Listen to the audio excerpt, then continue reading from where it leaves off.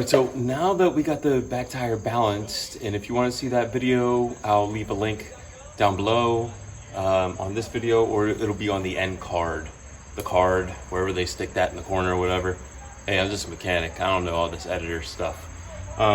First thing that we're going to do is we have to put the cushions back, the dampener cushions. Hey, Med. Shopcat wants to say hi. So, whoops, sorry. So we got to put the cushions back in, because you can't have them in when you're balancing the tire. They'll just fly out anyway.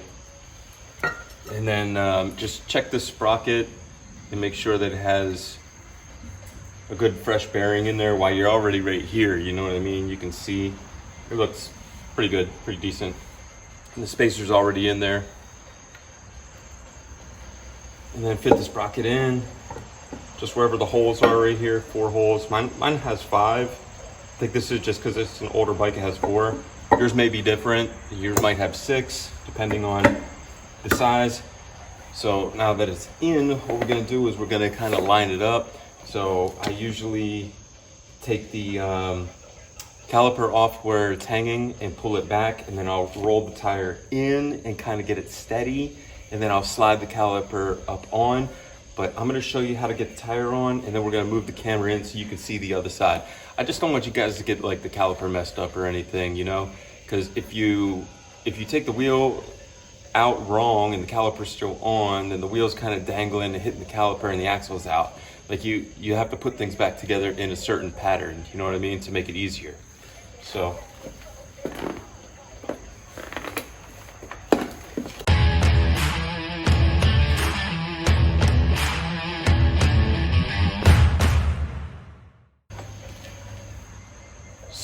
just make sure when you start to do this that you line up the sprocket side with the chain side so you don't do it wrong. And on the balance video, I don't know if I said this or not, but when you do the tire change, or on the tire change video, when you do the tire change, make sure that you're watching which direction, because last time I did tires on my bike, I wasn't paying attention. I put the tire on, I balanced it, I was mounting it on the bike, and it was backwards. And I was like, oh my God, you know? So I had to redo everything. So I'm just gonna kind of get it ready here.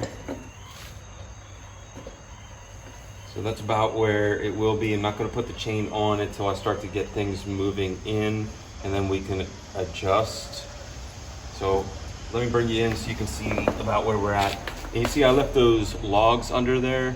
That's about the exact spot. There was another 1/4 of an inch small one that I took out. I left those there because I know if that's the height that get me so close to put the axle through where everything's lined up, then just leave it there, and then when I put it back in, it'll be so close to, it'll go in so much easier than trying to lift this with my legs or lift it with one hand and look and all that. Take these little tips, they're gonna make you go way faster. So I'm gonna start going to the track at New Jersey Motorsports.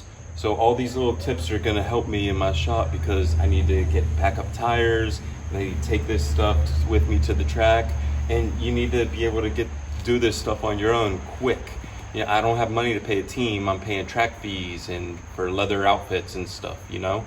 So this is a good how to save money. And you know the bike, you feel, okay, there's a bearing here, there's this there. I know kind of how the bike feels as well. Let's get in on the other side and see where this caliper goes.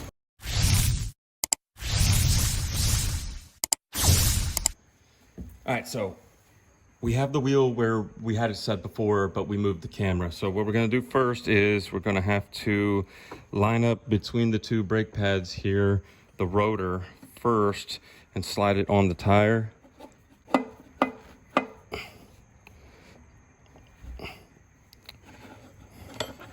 Okay.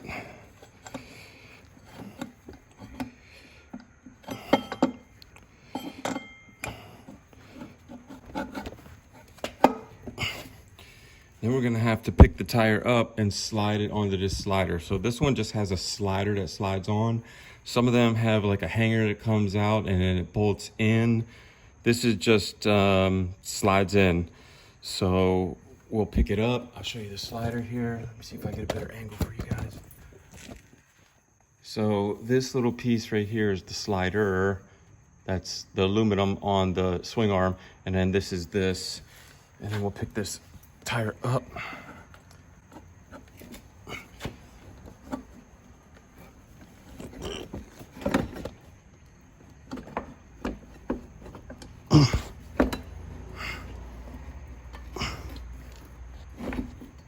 And get it fitted there.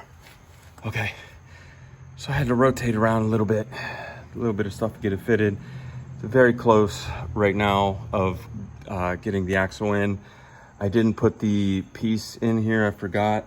I know people are gonna gig me on that. The spacer piece, I forgot to put that in there, so I have to take it out and put that in. I'm gonna do that off camera real quick so I don't have to waste your time. I'm gonna put this all back in, and then I'm gonna show you how to start lining up this axle as well. So I put the spacer piece in to hold the caliper away from the bearing so it doesn't like, seize it up. And all I did was kind of put the chain on where I thought it was close as I lifted up the tire. You have to put it on as you're lifting up the tire as well. Once you get the tire all the way up, you'll never get it on because it's locked to that position unless you wind this all the way up and loose it up so you can pull the chain over and then adjust it all the way back. Well, the adjuster is set to where this chain should be last time it was ridden, and it has wax on it, so I know that they took care of it. You know what I mean? Now, when I put it all back together, because we did move the axle and everything around, we will adjust it a little bit, but it'll be 90% perfect on this side right here if you don't touch anything and just put it on when you lift the tire. It's just another little tip for you.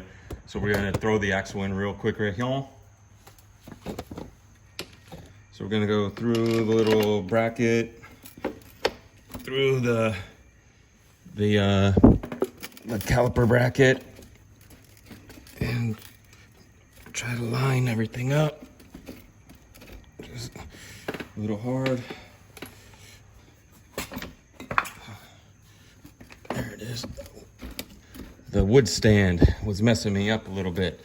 So once you get the axle part of the way in like this, you just want to keep kind of moving it around, like moving it around a little bit, you know? Okay. And then go on the other side when you see it poke through and just adjust it up a little bit. Make sure you put that square on like this one, the block, and everything should be okay.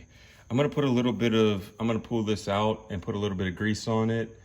So just like white lithium grease, barely any, just so it helps with the spinning and nothing gets bound up or heat on here. That's just a little tip that I do. I just wanted to show you how I put the axle in. Not everyone puts the same kind of stuff on every part. I like that. That's what I was taught when I was young. I still do it to today. I never have a problem with it.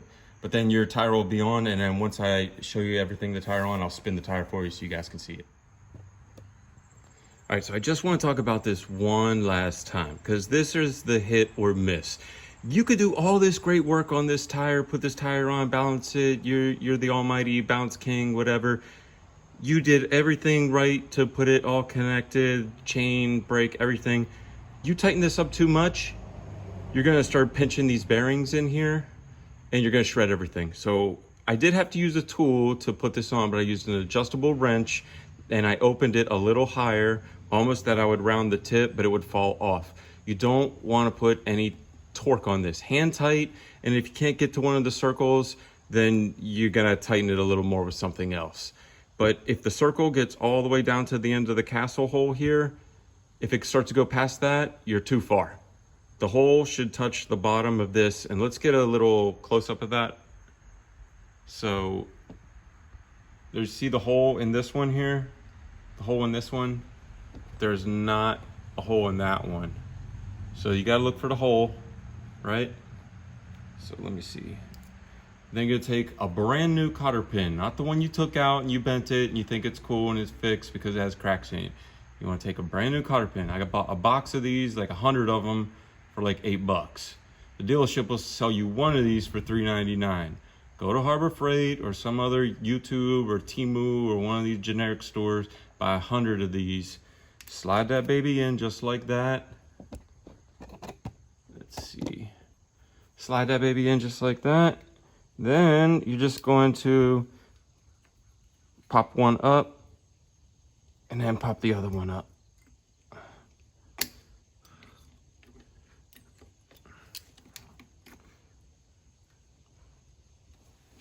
And that's it. So this rear axle nut, I forgot to say, I know I was saying don't tighten it on too hard, but it does have 80 foot-pounds. But you don't want to go past the windows. If you start tightening this up and the circle is halfway gone and you're not to 80, you're at like 65, stop. Because either the bearings are worn out, the bushings are worn out, something's worn out where this needs to keep going farther. You know, if you have to get the bike somewhere, the bike is safe to ride, it's just kind of, you know, old and things are worn out a little bit, go as much as you can to still get a cotter pin in. If you don't get the cotter pin on and you get the 80, well, that's not going to help because this bolt isn't made to stick. It's made to peel off. I'd rather be at 60 and have the cotter pin in, and I know it's not backing out no matter what, than 80, no cotter pin. You know, I'm just trying to help you out. But you're gonna have to figure out why you're going past. So something is either worn out or you need to get your tire rebuilt.